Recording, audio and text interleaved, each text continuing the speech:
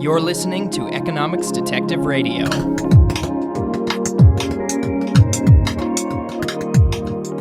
My guest today is Scott Cunningham. He is Associate Professor of Economics at Baylor University. Scott, welcome to Economics Detective Radio. Thanks for having me, Garrett. So our topic for today is the intersection between sex work and the law. Scott recently co-authored a paper on Craigslist's effect on violence against women, which got a lot of attention on social media because of its really stunning result. So Scott, how about you start by sort of summarizing the result of that study? Sure. So a little background, prostitution is illegal in the United States except for the rural counties of Nevada, and briefly it was legal in Rhode Island for indoor prostitution. And the trend over, I guess, the last 20 years has been because of the internet, it's been a movement indoors. At least that's been the claim. I have a paper with Todd Kendall in the Journal of Urban where we show that the growth in indoor prostitution is causing a decrease in street prostitution arrests. But, there's not, I think that's the only paper that had ever looked at that, at least in a kind of rigorous way. And so one of the reasons it's moved indoors, I guess broadly speaking, is if you think about prostitution as operating in two sectors, in either the outdoor market, which is basically the street market, or any version of an indoor market. I mean, in the real world, there's lots of different sectors. So just think about this just as two sectors. Insofar as the costs associated with supplying the labor decreases in the indoor market, then you would expect to see two things. You would expect to see women who can substitute indoors to do so. They would switch from the outdoor market to the indoor market. And you would also expect the indoor market to grow by changing the marginal prostitute. So the woman that ends up working because of the decrease in the costs of providing the work, who wouldn't have worked otherwise. So the indoor market ends up kind of changing its composition. So it consists of former street prostitutes and it consists of new prostitutes, women who would never have done it. And over, I guess, from the entire first decade of the 2000s, one of the most controversial websites, and that's really been, I guess I should say, the reason that the costs fall is in large part because of these internet service providers that provide a matching platform for clients to match with sex workers. And so one of the most important institutions was Craigslist, the US-based, San Francisco-based classified advertising website. And what it did was from 2002 until 2010, it rolled out in different cities at different points in time a section of its classified advertising called erotic services. Now, sometimes it was years after Craigslist opened in that city. So like San Francisco got a Craigslist in 95, but it didn't get erotic services till 2002. And then sometimes it was simultaneous. So Providence got a Craigslist, I think, in 2005. And when it got a Craigslist, it was the full-blown modern version that had erotic services on the front page.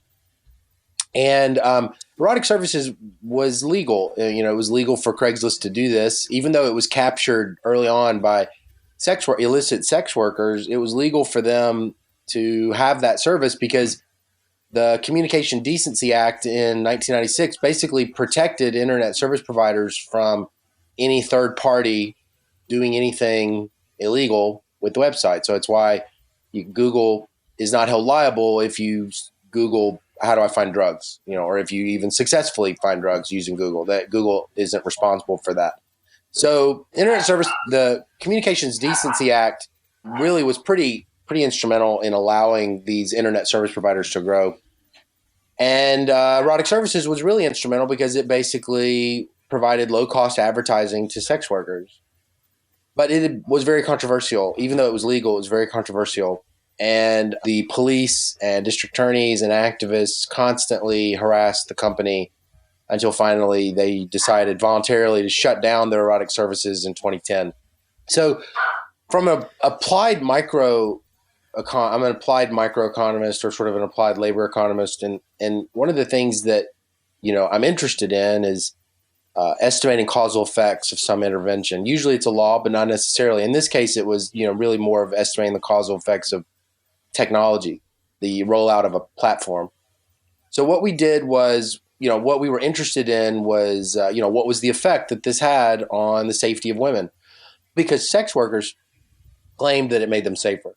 That was like pretty much anecdotally, universally what I found in both from interviews with sex workers, but also with just reading their writings. They said it allowed them to screen clients, allowed them to move indoors, allowed them not to work with pimps, basically allowed them to grow a business. But law enforcement claimed that not all law enforcement is heterogeneous. So some people, wanted Craigslist to continue because it allowed them to better cooperate with the company and find trafficked women. And some of them just, like the sheriff of Cook County, Tom Dart, he sued Craigslist because he said that he argued that it was making it more expensive to police prostitution. So nobody really knows, what effect it had. Nobody really knows if it was helping these women or if it was harming these women, if it was growing the market and therefore increasing more violence. It was just like anecdotal arguments after activism and philosophical questions that had no real answers. And so what Greg D'Angelo, John Tripp, and me did was we decided to test it using a couple of different data sources, one of which was the FBI supplemental homicide reports, which records all murders for cooperating jurisdictions, which is basically all the jurisdictions, all murders, and it contains some information about the murders, like including whether it was a female and her relationship with the offender. And we used what's called a differences in differences design and an event study design. And with the differences in differences design, you're using repeated observations over time of the same unit. So in this case, it was cities. We were observing cities every month from 1995 to 2010. 95 was chosen because that's the year Craigslist was opened, and 2010 was chosen because that's when they shut down erotic services.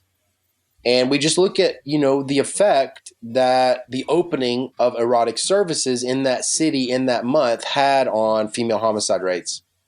And what we found was that there was statistically significant large reductions in female homicides. Basically, it depends on the model. Some models found as low as a 1% reduction in murders, and some found as large as a 17% reduction in murders. But either way, it was always it was actually, even the 1% is quite large and statistically significant. So what we did then was we collected data from a website, another important internet service provider called the Erotic Review, where clients, it's like a Yelp website, clients will rate the women that they visited. And we looked at the characteristics of the women. And again, we looked at the rollout of erotic services in the cities of the women.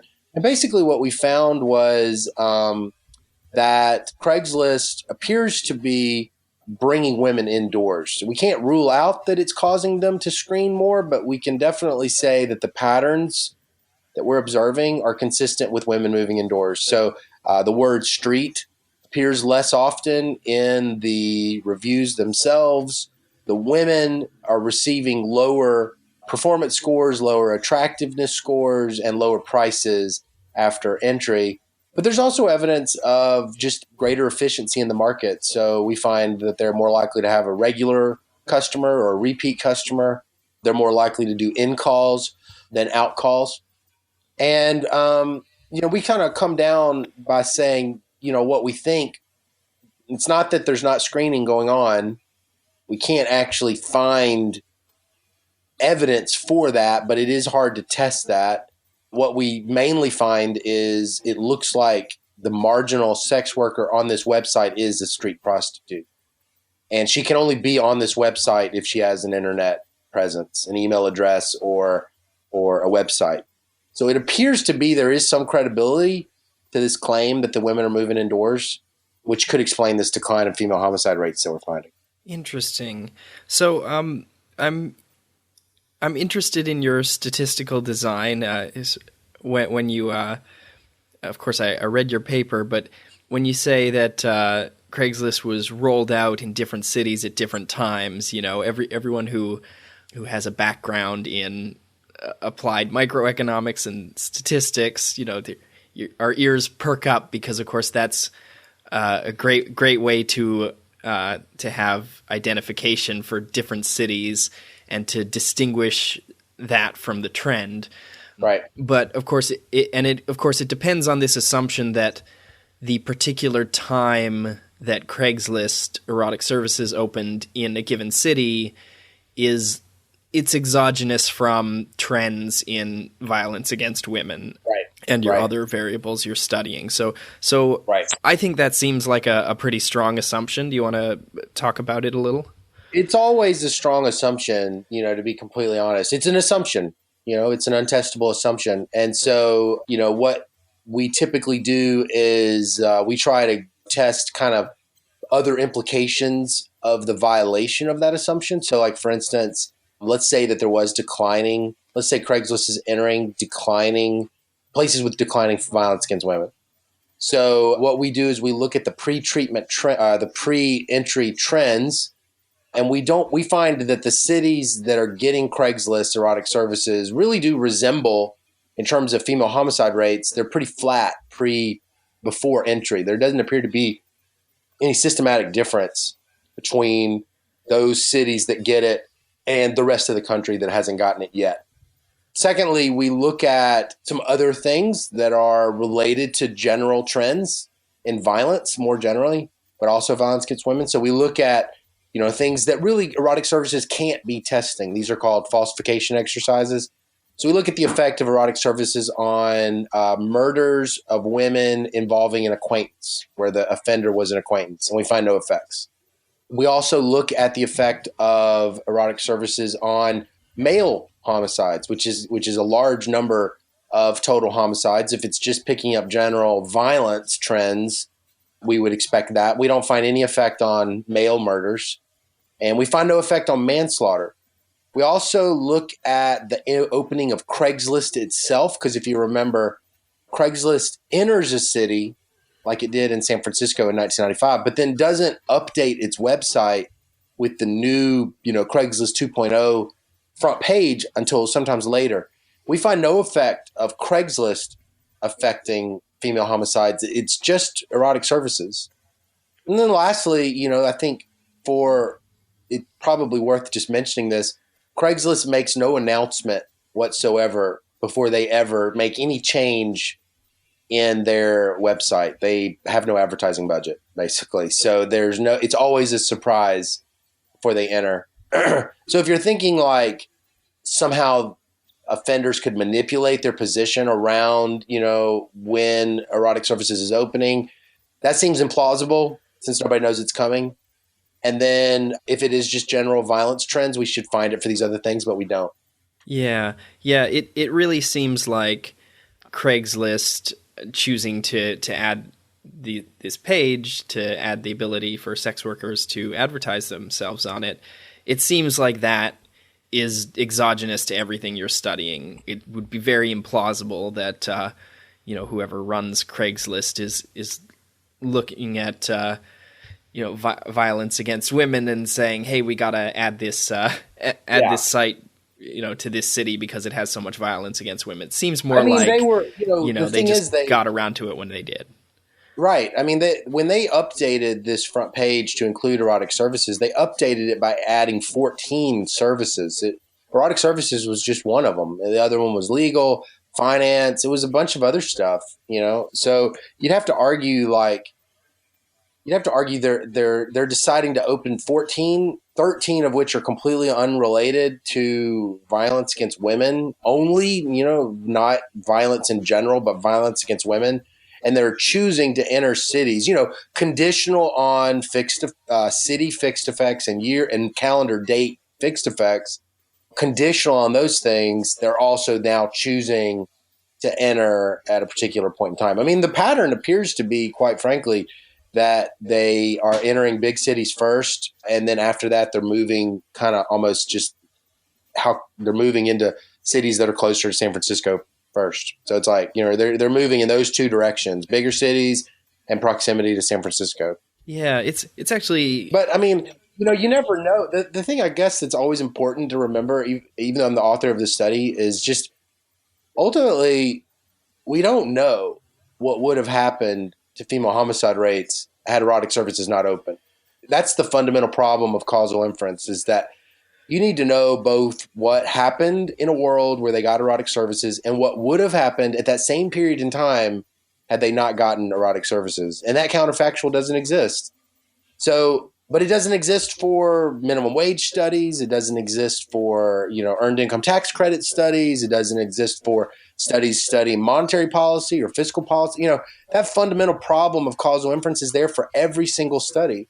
And what we're doing in this particular study is pretty conventional. This is not an exotic, this is the exact same method that you would use for a minimum wage study. Yeah.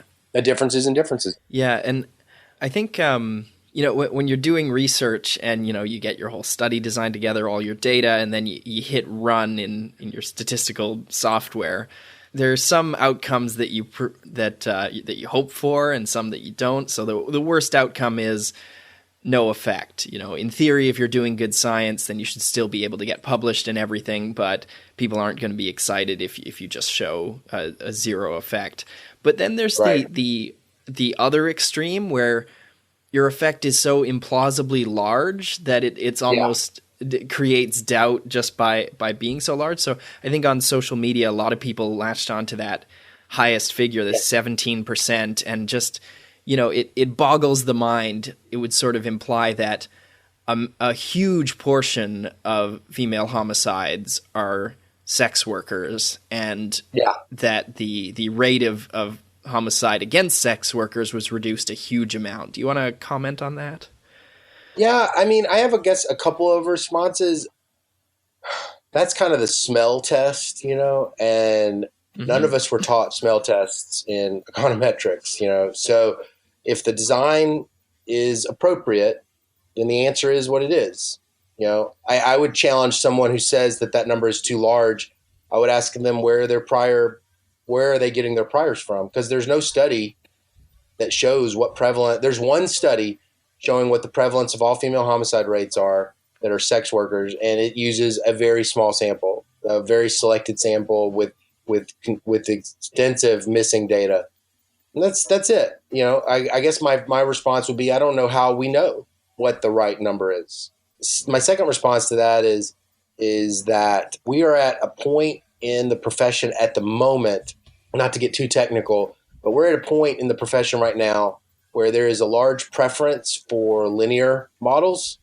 And when you have a lot of zeros on the left-hand side, they'll recommend using various transformations of those zeros. So lately, the most popular thing is the inverse hyperbolic sine, which basically is like logging the left-hand side, but kind of adds a small number, but not like an ad hoc number, adds a small number to the zeros so that the log is defined. That's, over the last 3 years, I just continually see people doing that. What we do in the paper is we estimate a Poisson count model, which kind of comes back to my training in econometrics. That's, these are counts, murders are counts. So what we do is a count model, and that's where we get the 17%. But we also estimate the model with an inverse hyperbolic sine and a linear model, and that's where we find much smaller effects. So at the moment, we are not taking a stand in the paper. And I guess that does reflect my philosophical approach to modeling, which is that I don't know the appropriate model. If you think it's the inverse hyperbolic sine, if you think that we should be using linear models, then in fact we find a 1% reduction in murders. And maybe that is more plausible. If you think count models are appropriate, well, we're finding much larger effects. It's also possible, I guess my last response to that is technically our outcome is all female homicides.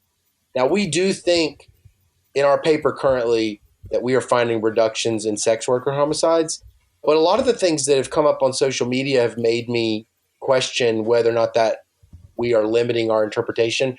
That the ecological fallacy really does say I can't go below the level of aggregation to interpret the result. And so I don't know that these are reductions in sex workers.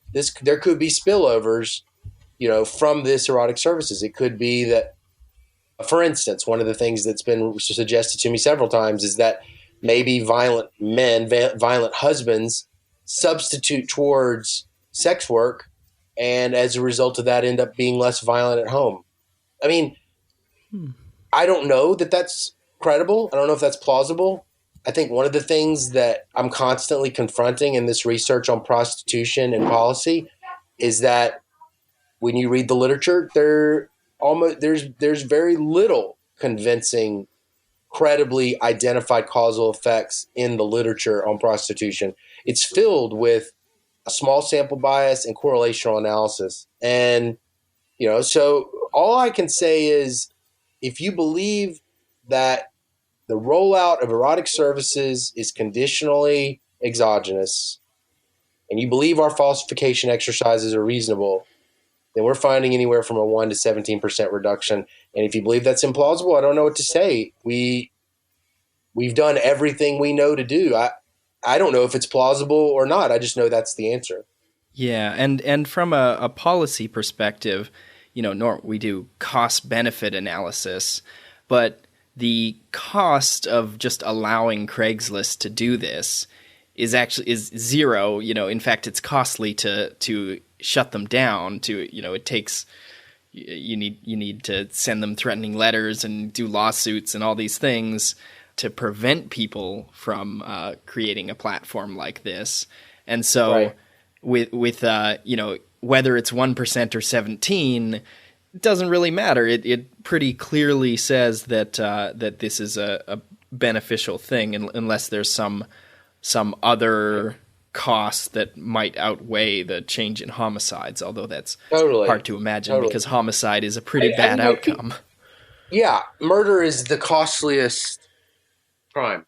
The statistical value of life is $10 million or something.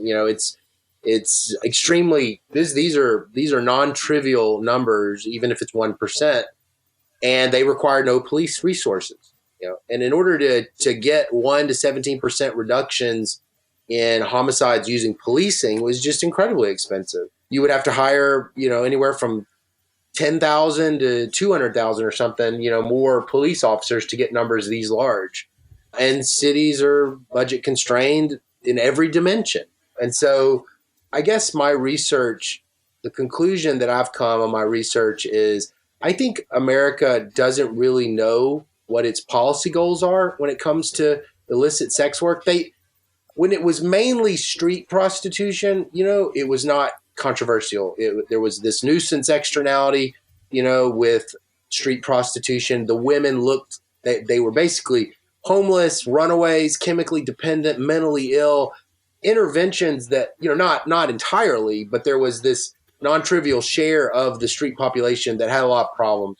They were, and you would have interventions with them that were mainly arresting them, which I don't think is the appropriate response. Even if you think that they have problems, I don't think that's the appropriate response. But I think what's different is the internet really has selected on a lot of women who don't appear to look like that. Many of them are more educated. They are not homeless. They're literate. They are voluntarily providing this service. And I don't think the United States really knows what to do with it because the internet has done a couple of things. It's moved it indoors, out off the street, so the nuisance externalities are gone. But it's grown the market. And by growing the market, if you believe that the policy goal is to reduce it, well, that's a problem. If you believe the policy goal is to reduce the various externalities, well, the online market, the indoor market may be reducing those externalities. So, I don't think America knows what its goals are, and I guess what I personally believe the goals need to be is I'm an economist, so I believe you should be trying to minimize the social costs associated with crime. And for me, that means reducing the harms associated with prostitution, whatever those are. Well, I believe, decriminalization reduces a lot of the harms associated with prostitution. Mm-hmm. I show that in a study with Manisha Shah, finding that decriminalization of indoor prostitution reduces rapes and STDs.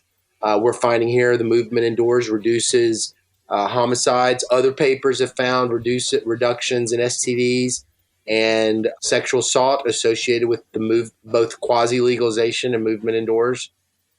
And so ultimately, I mean, America has to make a decision. Do we care more about reducing the size of the market, or do we care about reducing the harms associated with the market?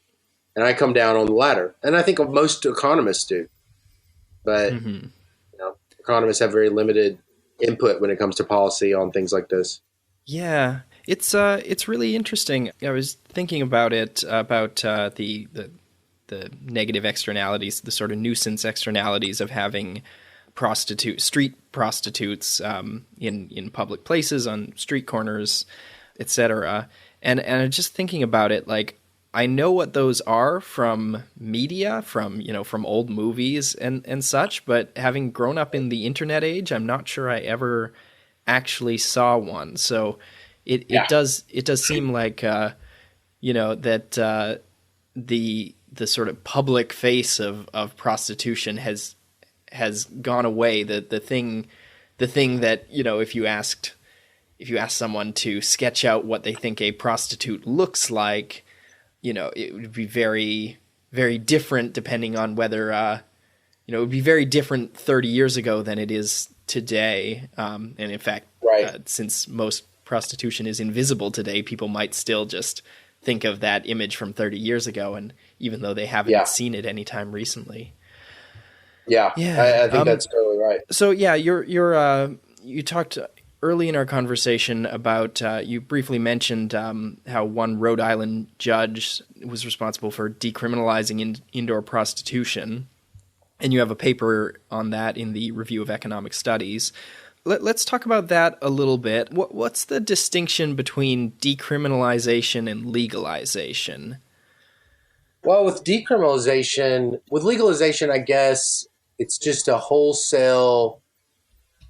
I guess what happened here was there really wasn't a policy passed that, made it. What happened here was the penalties associated with commercial sex work were just removed, as long as it happened indoors. And police were no longer able to arrest them for prostitution, so long as it happened indoors. It wasn't really I'm not really sure exactly what the distinction would be with legalization, but there was no. It actually did become laissez-faire because it was this judicial decision. It actually had no regulations at all indoors. They weren't really reforming it or providing any kind of health regulations or anything of that sort. But it really was just kind of like remove all penalties for indoor work. Don't let police arrest them. That was the 2003 decision, which we called decriminalization. Mm-hmm. It was no longer a crime. But was hiring them still a crime, or was it just the prostitutes themselves who were not criminalized? Just the prostitutes themselves. There was a section of the law that prohibited pandering, which was pimping, as well as running a brothel. So what basically happened was that you can imagine like prostitution has various like firm structures. You could have independent sex workers, like a barber. You could have someone employed by a brothel, or you could have someone, I don't know if you want to call it employed, but they work with a pimp. And Rhode Island tried to criminalize all known intermediaries, which in 1980 was basically pimping, brothels, and street prostitution. But what happened in the late 90s was there was a wave of Korean immigrants, and they opened massage parlors. And technically, these massage parlors were not employing these women. They were more like a barbershop. They were just self-employed, but they like paid a fixed dollar amount to work there. And that was not covered under the law. They thought it was. Police thought it was. They were arresting them for They were arresting them for loitering, which was a street prostitution statute all the way from the late 90s until 2003. But defense attorney Michael Koselica argued that there was no law against indoor prostitution. This law that they were arresting them for, it explicitly said it literally said street prostitution, something about hawking their wares in public or something like that. And there was no law against massage parlor prostitution, and there was no law against independent internet mediated prostitution. So it really was a loophole, and it was like an unknown loop. It was by definition unknown, but from 1980 to 2003, there's no mention that there was decriminalized indoor prostitution. The law, when they reformed their statutes in 1980, where they made these changes, it was incredibly popular. It was unanimously voted. They thought they were strengthening their laws against street prostitution. Unknowingly, they had made the law only about street prostitution. They didn't realize they did that until a judge forced them to recognize it. And it wasn't, and I'm not the first to notice that. Lynn Arditi at the Providence Journal, she wrote a long article about it. I interviewed the chief of police in Providence. He acknowledged it to me. He acknowledged it on the record in a 2005 interview that there was a loophole, and the loophole had been exploited. Yeah, it's so I don't know. In economics, there are so many papers analyzing certain policies, and a lot of the time, you look at it and say, here are the unintended consequences of this policy. Oh, look, it didn't achieve its goals. It's funny that this paper that shows such a positive effect was totally unintentional and accidental, and yet was very salutary. Do you want to talk a little bit about the results in that paper? You looked at, for instance, sexually transmitted infections and other such things. What were your results?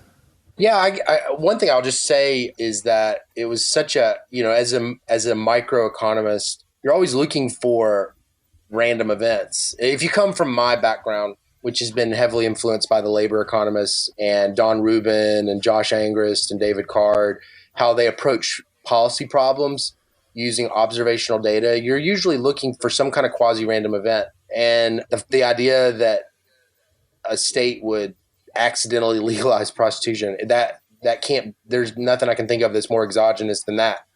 And so I had no idea what I was going to find. I felt like me and Manisha, we had no idea. We had no stake in the game. So neither one of us had ever studied legalization or decriminalization before. The literature is surprisingly thin on that question, even though that's arguably the most important, in my opinion, the most important question is, what effect does policy actually have on these outcomes? No one had studied it before. At the same time that we put the paper under review, there was another article by a team called Bishop and two other authors, and they looked at red light districts, or what are called tipple zones, in Amsterdam. That was the only other paper using really rigorous modern methodologies for identifying causal effects. And what's interesting is we both find the same thing. We find with our decriminalization event in 2003 a 30% reduction in reported rapes and a 40% reduction in gonorrhea. And the Bishop team finds with the tipple zones a 31% reduction in sexual assaults. There's another paper by an economist at Princeton named Siachi, and she finds very large reductions in rapes and sexual assaults associated with police moving prostitution indoors. And so I was really surprised. And then and I could go on. There's actually been several papers. There's about 6 papers right now trying to estimate these effects. And they are coincidentally, they're all estimating different kinds of policies, so the ranges are different, but they're all finding negative effects on rapes and STDs. And so it's really encouraging to me, because any one study, you have all these questions. You think, well, maybe there's this omitted variable bias. Maybe something else happened in 2003 in Rhode Island. Me and Manisha, we did extensive amounts of qualitative research, interviewing dozens of people, doing archival work, talking to everyone we could think of at the police, including the chief of police at Providence, to just figure out, was there something else that happened in 2003 that would have reduced rapes by so much? And, no one had any answer. The Department of Health didn't even seem to know about the reductions in rapes, and they didn't seem even aware of this large reduction in gonorrhea that had happened that year. So it was strange that there'd be some unknown policy out there having this, massive beneficial effect on society that nobody's taking credit for. But yeah, it really was remarkable. And what we find is a 30% reduction in rapes, reported rapes, and a 40% reduction in female gonorrhea incidents. It's easier to explain the reduction in gonorrhea because what we find is that decriminalization led to an increase in Asian massage parlor oriented prostitutes who did not provide the riskiest sex. So they did not provide anal sex. They provide mainly manual stimulation and things of that nature. So that's a much safer sex act, and those women have lower STD rates. So if you kind of imagine the market growing, okay, it's growing, and you would expect that to increase STDs, but it's growing by selecting on the least risky women, providing the least risky sex acts, which should dilute the market. It should dilute the network. And that's basically our explanation of what we think is going on. It's much harder to figure out what's going on with rape. In unreported analysis, we looked at the effect of the 2003 decriminalization on other crimes, on murders, robbery. We don't find anything on the other crimes. It's just rapes. Prostitutes have very low reporting rates. And so when they are raped, they don't really report it. So even though rapes are arguably falling amongst sex workers, that really can't explain a drop in reported rapes because they weren't reporting beforehand. So all we're left with is, again, one of these new mechanisms that has not been suggested in the literature, but which we're suggesting, which is that decriminalization is causing violent men to substitute away from violence and towards sex work, which again could be what's going on with our Craigslist paper. We just don't have any other explanation that we can think of. Yeah. It is interesting because if that is one of the complaints about sex work being illegal, that sex workers, by making them criminals, you remove their access to the legal system. So if somebody assaults or rapes them and then they go to the police, they might fear that the police will arrest them because they were committing a crime when they were also victimized. But of course, you decriminalize it, and if they're doing something that is now legal, then they now should have access to police, although they might still choose not to report. And one might think that since you're looking at reported rapes, that the reports might go up for that reason. But it's very interesting. I don't see, if anything, by legalizing it, since you make it easier for these women to report being raped, if anything, your figure of a 30% fall would understate it then. Like that the reporting would go up, not down. Right. Mm-hmm. Yeah, exactly. So by the way, you mentioned that yours and a couple other studies were the first to really study decriminalization and its effects in really rigorous ways. We should mention that the study we're talking about was published in 2017, and of course the working paper came out before that. But we're not talking about the first ever work on this that came out 20, 30 years ago. We're talking as recently as the Obama administration, there was very little published research on this subject. The quality of research, in my opinion, the quality of there is not enough policy evaluation when it comes to prostitution research. I was a keynote speaker at a conference for European prostitution policy, and I really tried to emphasize that to the people present. There is policy variation, in Europe. Sweden criminalized the buying of sex, but not the selling of sex. Well, that's perfect candidate for a synthetic control analysis, and no one's done it. And this happened, over a decade ago. There's lots of countries that are experimenting with their policy, but there's nobody studying these things.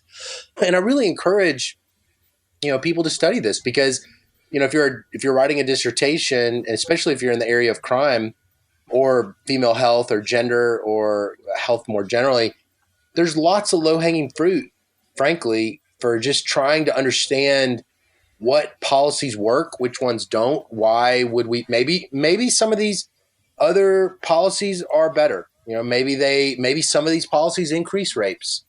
We don't know the answer to these things. And I do think, like, when it comes to prostitution policy, what's motivated a lot of the discussion has been this kind of quasi-moral, philosophical activism, anecdotal. It's just junk science. And more work needs to be done just being scientific about it. Just being rigorous, careful, looking for quasi-exogenous variation in policies. I think part of the problem is people find prostitution so disgusting, they find it morally repugnant, that they just don't study it.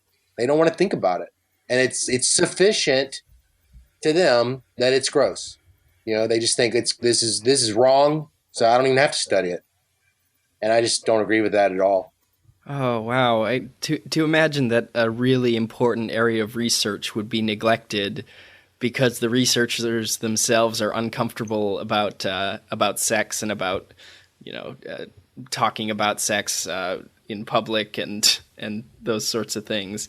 I guess it just reminds us that science is still driven by our base sort of human motivations. Totally. Mm-hmm. That's why there's prohibition in the United States. I mean, there's prohibition in the United States because people just think that, it's funny. We don't, I've thought about this a lot. Like, we don't actually prohibit having sex with strangers. We don't prohibit having lots of sex with strangers. But once the price gets involved, well, then it's wrong. And it's the same thing with kidney donations. It's not wrong to donate a kidney, but the second you add a price to it, it becomes something different. So, Al Roth has talked about that, where repugnance can constrain markets.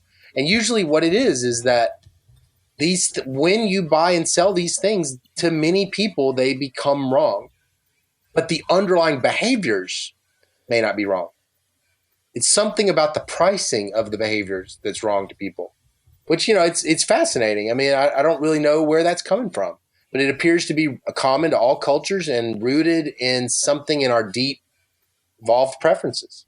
Yeah, I had Dr. Peter Jaworski on the show and talking about organ sales, and he and Jason Brennan have an essay I'll link to. They're two philosophers, and the title of the essay is "If You May Do It for Free, You May Do It for Money," and basically summarizes the philosophical point you're making, which is there's not really a moral distinction between it's not clear that there should be a moral distinction between doing something for free and doing it for money. If they kind of use a funny example that murder is wrong, and murder is wrong while wearing a hat, right? Right. And you can't go from there to saying that wearing a hat is wrong, right? And similarly, right. Murder is wrong, murder for hire is wrong. But, you can't say sex for hire is wrong, but sex is okay. It's really a hard case to make that something could be okay until money comes into it.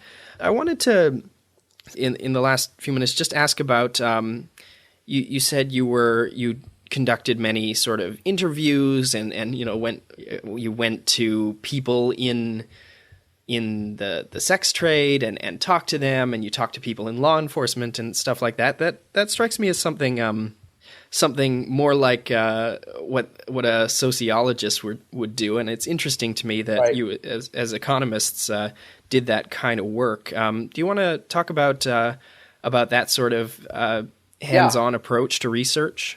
I've always felt like that's really important for a lot of reasons. But, before I became an economist, I was a qualitative research analyst for a market research firm. I did focus groups and in-depth interviews and ethnography. And it's really kind of like I really believe, being familiar with the thing you're studying is absolutely critical to studying it, And I see that even in economists. I mean, Angrist and Kruger have this Journal of Economic Perspectives article on instrumental variables, and they say, it comes from deep institutional familiarity with the thing you're studying that you're going to find the best instruments, and it's not like you're just download some data set and you're like, well, maybe I'll instrument, with this, that's kind of the most naive approach to identification possible. You're guided by knowledge, you're guided by theory, you're guided by literature, you're guided by personal familiarity with the thing you're studying. And I don't think economists do that enough. I think mature economists do, though, because mature economists spend, a decade of their life studying something.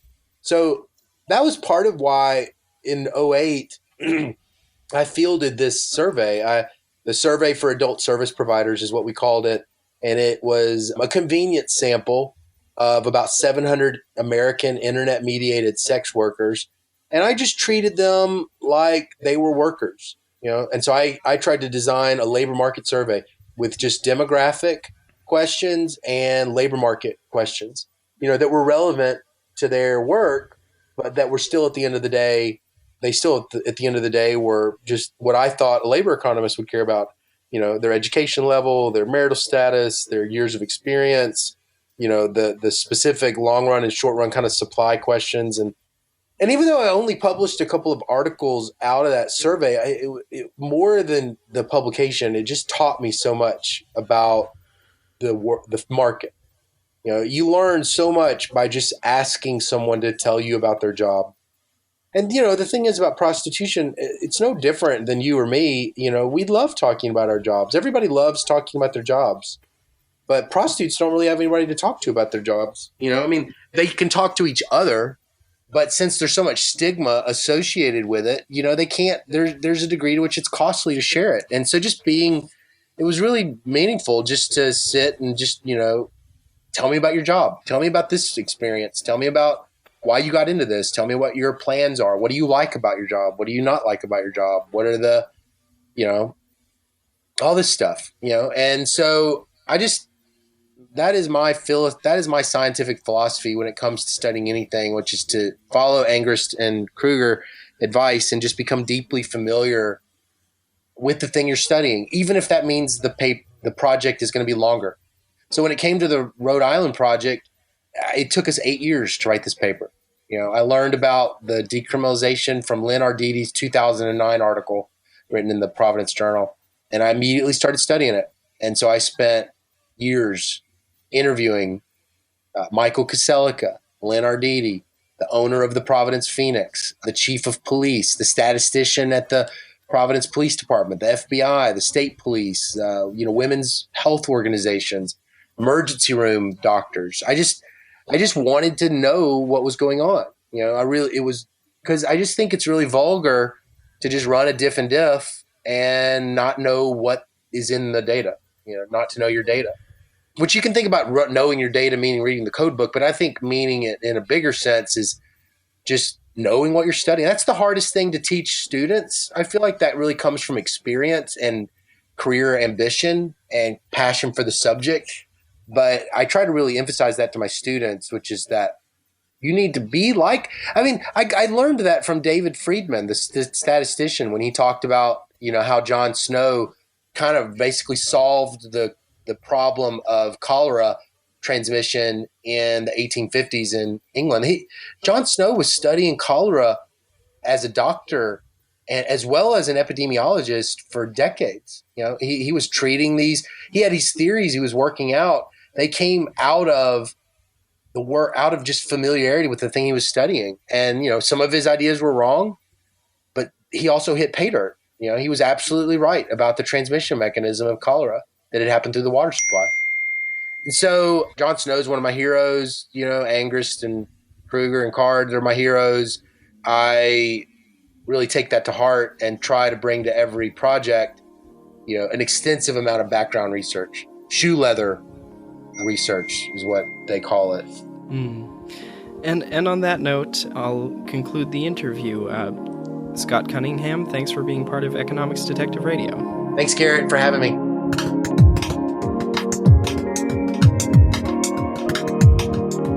If you want to contribute to the discussion on that episode, you can come join the Facebook group, Economics Detective on Facebook. It's a closed group, so you need to request entry, answer a few questions, and then I will allow you to join. The discussion question for this episode is, what are the prostitution laws like where you live? And do you think they are ideal? Do you think they work well? How would you like to see them changed? So once again, that's Economics Detective on Facebook. And also, if you want to read the show notes for this page, I'll link to some of the articles that Scott mentioned. You can come to economicsdetective.com. Of course, a link to that will also be posted in the Facebook group. So either of those places is good, and I look forward to hearing from you.